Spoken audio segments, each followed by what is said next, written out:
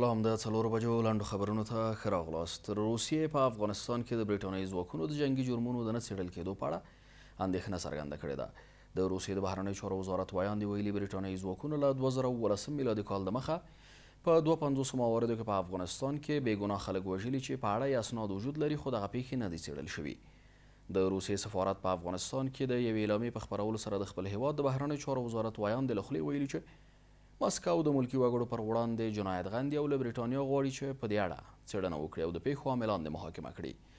دا په داسې حال کې ده چې د امریکا متحده ایالاتو ولسمشر ډانالډ ټرمپ په افغانستان کې د ملکي وګړو پر وژنې تورن سرتېري بخښلي دي.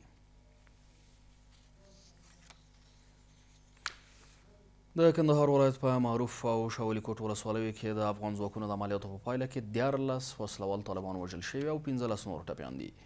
په کندهار ولایت کې د 215 اتل اردو چارواکي وایي افغان ځواکونو په معروف ولسوالۍ او شاولي کوټ ولسوالیو کې د وسلوالو طالبانو پر ضد عملیات کړي چې له امله یې یا د مرګ ژوبله اوښتې ده. مسؤلین وایي په دغو عملیاتو کې د وسلوالو طالبانو یو شمېر وسلې او مهمات هم له منځه وړل شوي دي. بلخوا د ارزګان په مرکز ترینکوټ او زابل کې هم د هوایي عملیاتو په ترڅ کې 4 وسلوال وژل شوي او 4 نور ټپیان دي. خو وسلوالو طالبانو بیا په کندهار او زابل کې پر افغان ځواکونو د بریدونو ادعا کړې ده. بلخوا په هلمند ولایت کې د مانچاودنې له امله د ملي اردو د سرتېري ځواکونو د 4مې پلې لوا قومندان وژل شوی او 2 سرتېري ټپیان دي. د هلمند والي ویان وایي یاده پیښه نن سهار د مارجې مناوي ولسوالیو ترمنځ لارې اوږدو کې د مانچاودنې له امله شوې ده. د ریپورټونو له مخې په دې پیښه کې یو محلي خبریال هم ټپي شوی دی. د دغه مانچاودنې پړه تر اوسه چا پر غاړه نه ده اخیستې. د ټاکنو خپلواک کمیسیون وایي لومړنۍ پایلې د شفافو رایو پر اساس اعلانیږي. د ټاکنو خپلواک کمیسیون د یوې اعلامیې په خپرولو سره ویلي د رایو د تفتیش او بیا شمېرنې پروسه په ګڼو ولایتونو کې پای ته رسېدلې او هڅه کوي چې په 2 ولایتونو کې راپورته شوې ستونزې هم د خبرو له لارې حل کړي. کمیسیون وایي مدني حرکتونه د خلکو حق دی، خو باید اجازه ورکړي چې کمیسیون خپلې چارې پر مخ یوسي څو پایلې اعلان کړي. ټاکنو کمیسیون ویلي په هیڅ صورت هم چاته اجازه نه ورکوي چې په چارو کې مداخله وکړي. لومړنۍ پایلې باید له قانون سره سم د تلې په 28مه اعلان شوی وای، خو د ټاکنو خپلواک کمیسیون تر اوسه 2 ځلې د لومړنیو پایلو اعلان ځنډولی دی. د لومړنیو پایلو د اعلان وروستۍ نیټه د عقرب یا لړم 23مه وه، خو تر ناڅرګندې مودې وځنډول شوه. د ناټو سرمنشي په افغانستان کې د سولې د مذاکراتو د پیل هرکلی کړی دی. ینس سټالټنبرګ وایي په افغانستان کې د سولې له مذاکراتو ملاتړ کوي او اړتیا ده چې روان کړکېچ ته سیاسي حل لار پیدا شي.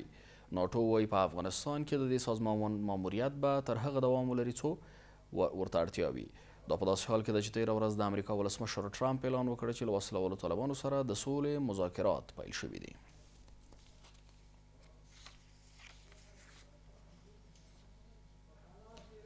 د پاکستان بهرنیو چارو وزیر وایي هیواد د امریکا او وسلوالو طالبانو ترمنځ د مذاکراتو د بیا پیل هرکلی کوي.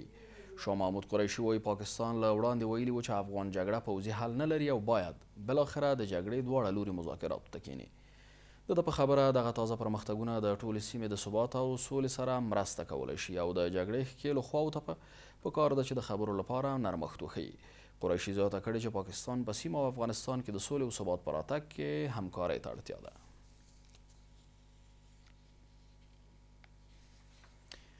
په کابل کې د اروپایي ټولنې استازي د ولسمشریزو ټاکنو د پایل پر ځنډ اندېښنه ښودلې ده. د اروپایي ټولنې استازي پیری مایدون ویلي چې نړیواله ټولنه دې په تمه ده چې د ټاکنو خپلواک کمیسیون د ولسمشریزو ټاکنو لومړنۍ پایلې اعلان کړي. نوموړي ټینګار کړی چې د ټاکنو د پایلو په اعلان کې ورځ تر بلې ځنډ رامنځته کېدل په افغانستان کې ولسواکۍ ته لا زیاتې ستونزې جوړوي. بلخوا پر ټاکنو څارونکي بنسټونه د ټاکنو کمیسیون د پریکړو پر سر د دې کمیسیون د غړو ترمنځ اختلافونه او د ټاکنیزو تګلارو په عملي کولو کې د هغوی ترمنځ نه همغږي اندېښمنونکي بولي.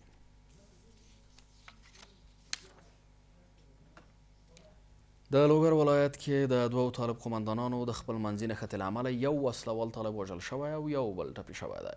د لوګر ولایت د محمد اغې ولسوال وایي یاده پیښه تېر ماښام د دې ولسوالۍ په لشکري خیلو سیمه کې رامنځته شوې ده. د عبیدي په وینا تېر ماښام د 2 طالب قومندانانو قاري اشرف او ملا متین د کسانو ترمنځ نښته شوې چې له امله یو وسلوال طالب وژل شوی او یو بل ټپي شوی دی. وسلوالو طالبانو تر اوسه په دې اړه څه نه دي ویلي.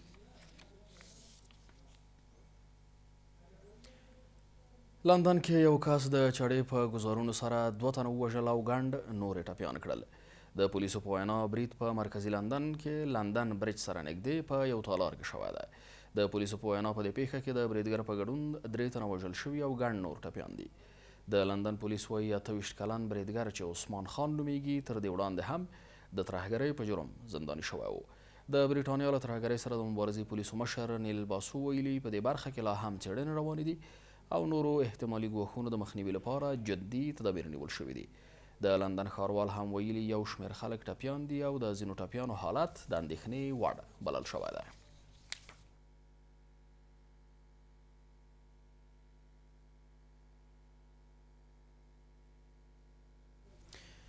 درنو لیدونکو د دې مهال خبرونه په همدې ځای پای ته رسیږي.